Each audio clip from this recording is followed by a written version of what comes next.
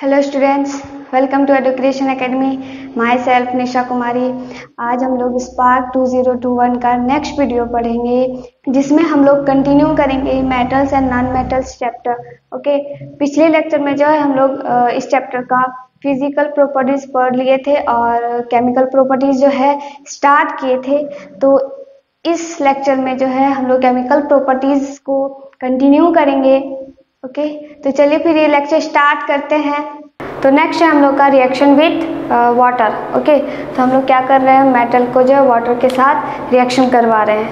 Okay, तो चलिए फिर हम लोग देखते हैं कि जब हम लोग मेटल को वाटर के साथ रिएक्शन करवाते हैं तो कुछ मेटल जो है क्या करता है, मेटल हाइड्रोक्साइड बनाता है, एंड कुछ मेटल जो है वाटर के साथ रिएक्शन करके क्या बनाता है, मेटल ऑक्साइड। और साइड प्रोडक्ट क्या बनता है, हाइड्रोजन गैस। हाइड्रोजन गैस जो है वो बाहर निकल जाता है। ओके, तो चलिए फिर एग्जांपल देखते हैं इसका। सपोज हम लोग सोडियम ही ले लिए। ओके, क्या ले लिए, सोडियम। तो सोडियम को जब हम लोग वाटर के साथ रिएक्शन करवाएंगे, ओके, बट ये वाटर जो है क्या होना चाहिए, कोल्ड होना चाहिए।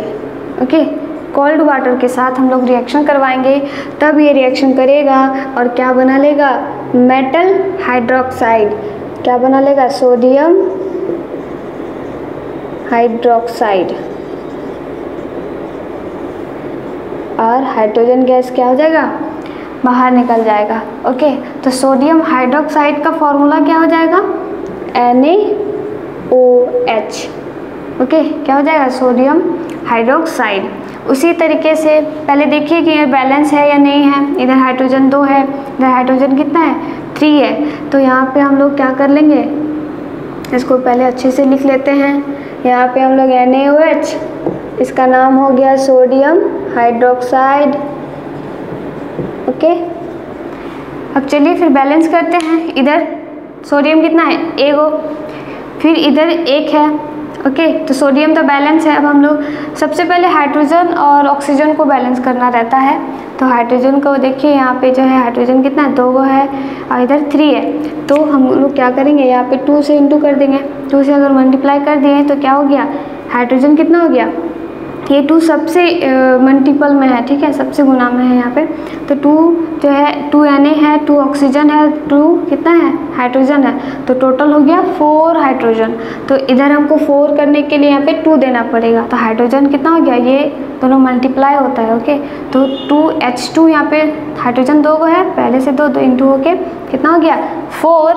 तो 4 हाइड्रोजन हो गया। चलिए, अब फिर इधर ऑक्सीजन कितना हुआ, 2, और इधर भी ऑक्सीजन कितना हो गया, 2। तो ये रिएक्शन जो है पूरे तरीके से क्या हो गया, बैलेंस हो गया।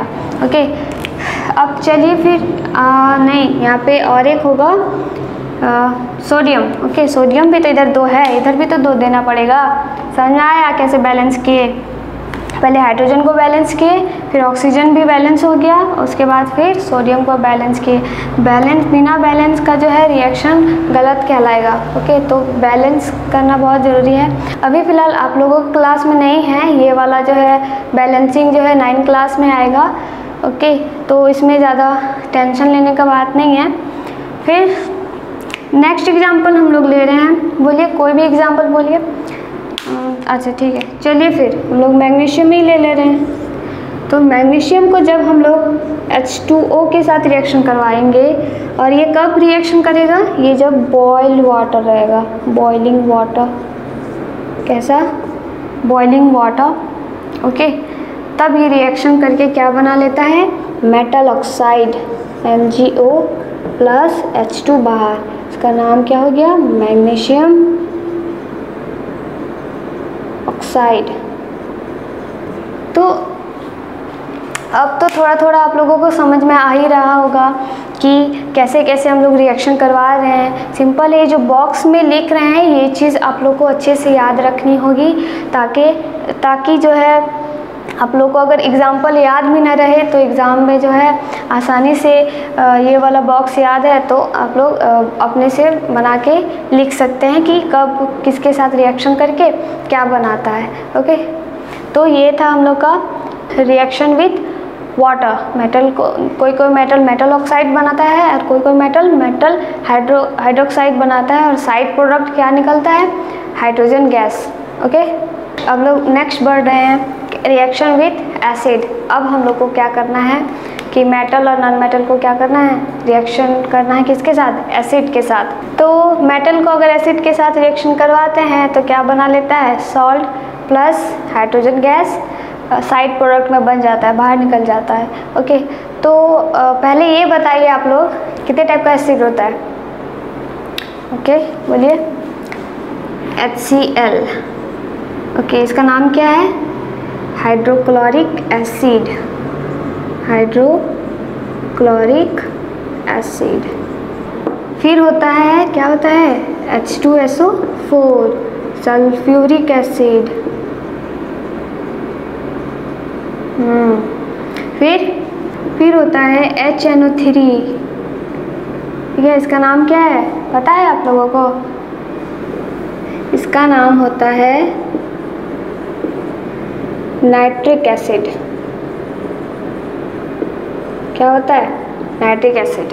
ओके, तो अभी हम लोग जो है इन तीनों के साथ जो है रिएक्शन करवाएंगे मेटल को। ओके, तो चलिए फिर रिएक्शन करवाते हैं, एग्जांपल लेते हैं इसका।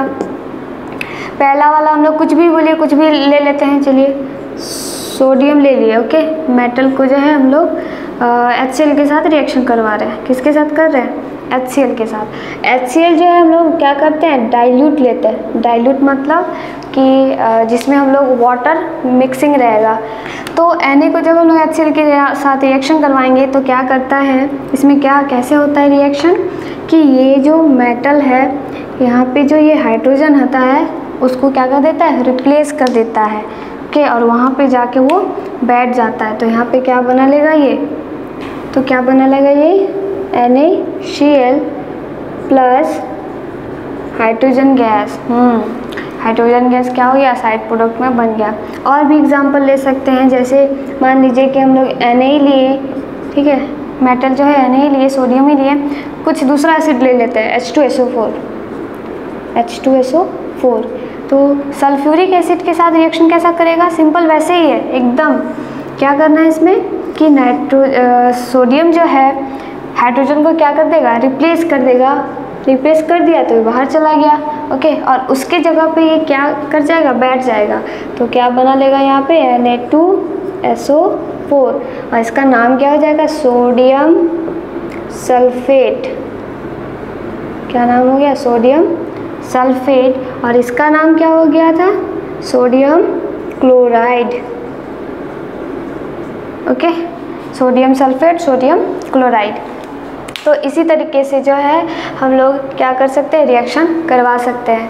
तो इसमें हम लोग क्या देखें कि अलग अलग टाइप का एसिड यूज़ करेंगे तो अलग अलग टाइप का प्रोडक्ट बन रहा है। जैसे HCl में हुआ तो सोडियम क्लोराइड बना, फिर सल्फेट H2SO4 के साथ रिएक्शन करवाएं तो सोडियम सल्फेट टाइप बना। वैसे नाइट्रिक एसिड के साथ करेंगे तो दूसरा टाइप का सॉल्ट बनेगा। तो ये था हम लोग का रिएक्शन विथ एसिड। तो यहाँ पे देखिए कि ये जो है बैलेंस नहीं है। बैलेंस है क्या, ऊपर वाला जो है बैलेंस नहीं है। यहाँ पे 2 लगाएंगे, 2 हाइड्रोजन इधर है तो इधर भी 2 हाइड्रोजन है। फिर यहाँ पे क्या हो गया, 2Cl हो गया तो यहाँ पे 2 लगा देंगे और यहाँ पे 2 लगा देंगे। आप लोग चाहे तो याद रखने के लिए कर सकते हैं ऐसा, बट एग्ज़ाम में ऐसा कुछ नहीं करना है। एग्ज़ाम में बस सिंपल NaCl Na को HCl के साथ रिएक्शन करवाएंगे तो 2NaCl प्लस H2 बनेगा, ऐसे ही लिखना है। ये ऐसे चीसना नहीं है वहाँ पे। ओके, सेकेंड रिएक्शन को भी बैलेंस कर लेते हैं। इधर क्या है, हाइड्रोजन 2 है, हाइड्रोजन 2 है, ठीक है, SO4 बस। यहाँ पे सोडियम जो है 2 को है तो यहाँ पे भी क्या दे देंगे, 2। तो अब तो हम लोग ये वाला हो गया क्या, मेटल के साथ मेटल को जो है एसिड के साथ रिएक्शन करवाएं। तो केमिकल प्रॉपर्टीज़ में ये हम लोग का लास्ट है। ओके, क्या है, रिएक्शन विथ बेस। तो चलिए फिर रिएक्शन करवाते हैं। तो मेटल जो होता है वो बेस के साथ रिएक्शन नहीं करता है। ओके, और नॉन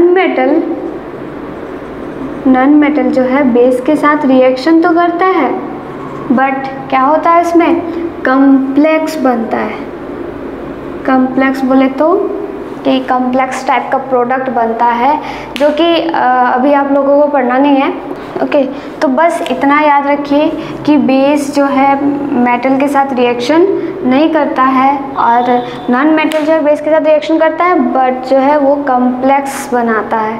ओके, तो ये था हम लोग का chemical properties of metals and non metals.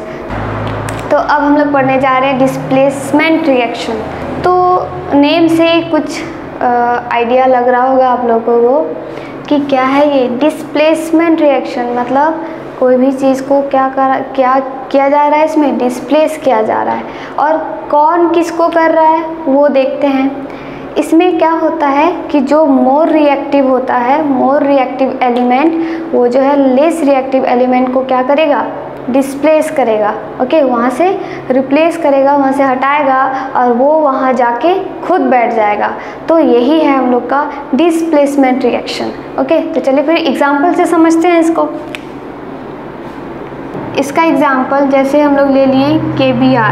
Okay, इसका नाम क्या हो गया, पोटाशियम ब्रोमाइड। इसको जब हम लोग क्लोरीन के साथ रिएक्शन करवाएंगे, ओके, क्लोरीन के साथ, तो क्या होगा, क्लोरीन जो है वो क्या है, मोर रिएक्टिव है। क्या है, मोर रिएक्टिव एलिमेंट। ओके, किससे ज़्यादा रिएक्टिव है, ब्रोमीन से जो है वो ये क्लोरीन जो है बहुत ही ज़्यादा रिएक्टिव है, मतलब इसके कंपेयर में ये जो है मोर रिएक्टिव है। तो क्या करेगा, ये जो है इसको रिप्लेस करेगा, और उसके जगह पे ये क्या हो जाएगा, बैठ जाएगा, एंड बाहर क्या निकल गया, Br2। ओके, समझ में आया। चलिए फिर नेक्स्ट एग्जांपल कुछ लेते हैं। चलिए, ये तो नॉन मेटल हुआ, नॉन मेटल, क्लोरीन तो एक नॉन मेटल है ना। चलिए हम लोग मेटल के साथ करके देखते हैं। सपोज़ हम लोग जिंक को जो है CuSO4 के साथ रिएक्शन करवा रहे हैं। तो आप लोग जो है ये बड़ा सा इधर देख रहे होंगे राइट साइड में, ये क्या है, कुछ एलिमेंट्स लिखा हुआ है, और ये क्या है, डिक्रीजिंग ऑर्डर ऑफ रिएक्टिविटी, मतलब इसका जो ऑर्डर है वो धीरे धीरे डिक्रीज कर रहा है, रिएक्टिविटी मतलब रिएक्शन करने का, मतलब ऊपर में जो है पोटाशियम बहुत सबसे ज़्यादा रिएक्टिव मेटल है। ओके, फिर सोडियम होता है, उससे कम रिएक्टिव होगा, फिर उससे कम कैल्शियम, उससे कम मैग्नीशियम, फिर एल्युमिनियम है, फिर जिंक है, फिर आयरन है, फिर Sn है, Pb है, H हाइड्रोजन है, ठीक है, कॉपर, Hg, ये Hg मरकरी होता है, फिर सिल्वर, फिर गोल्ड, फिर प्लेटिनम। ओके, तो प्लेटिनम जो है बहुत ही लेस रिएक्टिव है। सिल्वर हो गया, गोल्ड हो गया, प्लेटिनम हो गया, ये सब क्या है, लेस रिएक्टिव है, या फिर बोल सकते हैं क्या कि ये सब जो है किसी के साथ रिएक्शन नहीं करता है। ओके, तो यहाँ पे देखिए हम लोग एग्जांपल में क्या लिए हैं, Zn। जिंक कहीं दिख रहा है आप लोगों को, देखिए यहाँ पे दिख रहा है, ये क्या दिख रहा है, जिंक। ओके, और हम लोग किसके साथ रिएक्शन करवा रहे हैं, कॉपर सल्फेट। तो यहाँ पे Cu है, मेटल को देखेगा, ठीक है, तो मेटल यहाँ पे Cu देखिए कहाँ है, यहाँ पे है। तो Zn जो है रिएक्टिविटी ऑर्डर में जो है कॉपर से ऊपर में है, मतलब Zn जो है मोर रिएक्टिव है, और कॉपर क्या है, लेस रिएक्टिव है। तो क्या हो जाएगा, ये आसानी से इसको रिप्लेस कर देगा, और उसके जगह पे वो क्या हो जाएगा, बैठ जाएगा, Cu को भगा देगा। ओके, तो इसी रिएक्शन को हम लोग बोलते हैं क्या, डिस्प्लेसमेंट रिएक्शन। और भी सारा एग्जांपल, चलिए और एक एग्जांपल ले लेते हैं। मान लीजिए हम लोग एग्जांपल ले रहे हैं, Ag को रिएक्शन करवा रहे हैं Cu के साथ, CuSO4 के साथ।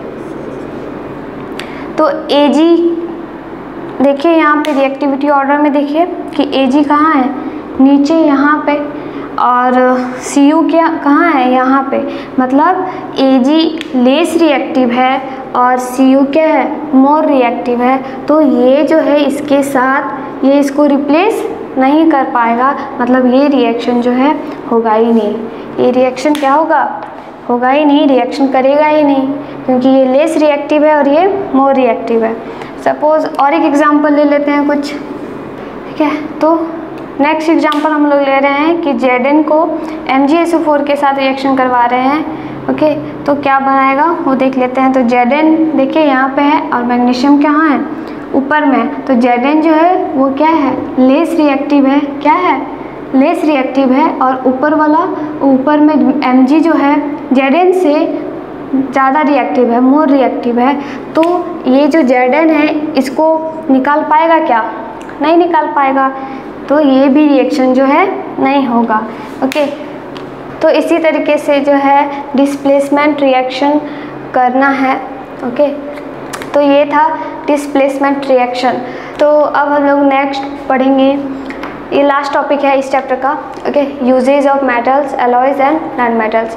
तो क्या क्या यूज़ करते हैं हम लोग डेली लाइफ में मेटल्स का, नॉन मेटल्स का, एलॉयज़ का। तो मेटल्स, एलॉयज़ और नॉन मेटल्स का तो हम लोग बहुत सारा यूज़ करते हैं डेली लाइफ में। जैसे फॉर एग्ज़ाम्पल बताइए कुछ भी एग्ज़ाम्पल, जैसे हम लोग डेली में यूज़ करते हो। हाँ, हम लोग का जो है इलेक्ट्रिकल वायर जो होता है वो किसका बना हुआ रहता है, कॉपर का बना हुआ रहता है। फिर हम लोग लोहा का भी यूज़ करते हैं, फिर एल्युमिनियम का भी यूज़ करते हैं, एल्युमिनियम का भी जो है बर्तन रहता है, ओके। फिर क्या करते हैं, एलॉयज़। एलॉयज़ जैसे एलॉयज़ में हो गया, सबसे अच्छा एग्जांपल एलॉयज़ का बताइए, स्टील, ओके। स्टील जो है किस किस चीज़ से बना हुआ रहता है, आयरन एंड कार्बन, ओके। तो ये क्या हो गया, एलॉयज़, ओके। तो एलॉयज़ में जो है उसका पहला एग्जांपल हम लोग क्या बोले, स्टील। तो स्टील कैसे कैसे बनता है, आयरन को जब हम लोग कार्बन के साथ मिक्स करते हैं तो हम लोग का जो है स्टील बनता है। उसी तरीके से और भी सारे होते हैं, ब्रास, फिर ब्रॉन्ज। तो ये जो ब्रास है वो किससे किससे मिलके बना हुआ रहता है, iron, chromium and nickel, okay. फिर ब्रॉन्ज है, ब्रॉन्ज किसके किसके साथ मिलके बना हुआ रहता है, कॉपर, टिन, ओके। तो ये सब क्या है, एलॉयज़ है। और ये सब का हम लोग डेली लाइफ में यूज़ करते हैं। स्टील का तो यूज़ ही करते हैं, आजकल बहुत ज़्यादा स्टील का यूज़ होने लगा है। फिर मेटल्स का यूज़ हम लोग जो है कॉपर वायर जो है इलेक्ट्रिकल केबल में करते हैं यूज़, इलेक्ट्रिकल केबल वगैरह में क्या करते हैं। फिर aluminium, packaging of food stuff and medicines में, ये सब सारी जगह पे देखे होंगे कि एल्युमिनियम का शीट, पतली सी शीट बना हुआ रहता है और उसका यूज़ किया जाता है। खास करके मिठाइयों में किया जाता है, देखे, हाँ देखे होंगे, ओके। फिर आते हैं हम लोग नॉन मेटल्स। नॉन मेटल्स जैसे नाइट्रोजन। नाइट्रोजन जो है हम लोग फर्टिलाइज़र में यूज़ करते हैं, करते हैं या नहीं करते हैं, करते हैं। फिर ऑक्सीजन का तो पता ही होगा, ऑक्सीजन हम लोग, बिना ऑक्सीजन का हम लोग ज़िंदा रह सकते हैं क्या, नहीं रह सकते हैं। तो सबसे ज़्यादा इसका तो यूज़ होता ही है, हर टाइम हर सेकंड होता ही है। फिर डायमंड हो गया, ठीक है। तो डायमंड का यूज़ हम लोग ज्वेलरी बनाने में करते हैं। फिर ग्रेफाइट का यूज़ जो है हम लोग बैटरीज़ में करते हैं एंड पेंसिल्स में करते हैं, ओके। तो और भी सारे बहुत सारे हैं, जैसे और बताइए, और भी आप लोगों को आता है कुछ ऐसा एग्जाम्पल जो आप लोग डेली लाइफ में देखते हैं, नोटिस करते होंगे, ओके। जैसे हाँ सोना हम लोग यूज़ करते हैं ना, गोल्ड, इसको गोल्ड लिख देते हैं। सोना का तो यूज़ ही होता है किसमें, ज्वेलरी में। फिर एल्युमिनियम का तो बता दिए कि एल्युमिनियम हम लोग कुकिंग के लिए भी यूज़ करते हैं। फिर एयरक्राफ्ट बॉडीज़ बनाने में भी किया जाता है, तो ये था हम लोग का क्या, uses of metals, non metals and alloys. अब हम लोग एक चीज़ छूट गया हम लोग का, मेटलॉइड्स। मेटलॉइड्स तो पढ़ना नहीं है बट फिर भी जान लीजिए कि मेटलॉइड्स होता क्या है। सिंपल है, मेटलॉइड्स मतलब होता है उपधातु, मतलब वो धातु जैसा और अधातु जैसा दोनों जैसा बिहेव करेगा, तो उसको हम लोग बोलेंगे क्या, उपधातु। ओके, तो यही था मेटलॉइड्स। फाइनली ये चैप्टर कंप्लीट हो गया। आप लोग अच्छे से पढ़ लीजिएगा, इसको याद रख लीजिएगा, जो जो बताए हैं इम्पॉर्टेंट चीज़, खास करके जो एक्सेप्शंस बताए हैं वो सबको अच्छे से याद कर लीजिएगा, और उसी से हो सकता है कि एग्ज़ाम में पूछा जाए। तो ये चैप्टर जो है कंप्लीट हो गया। तो आज के लिए इतना ही। Thank you.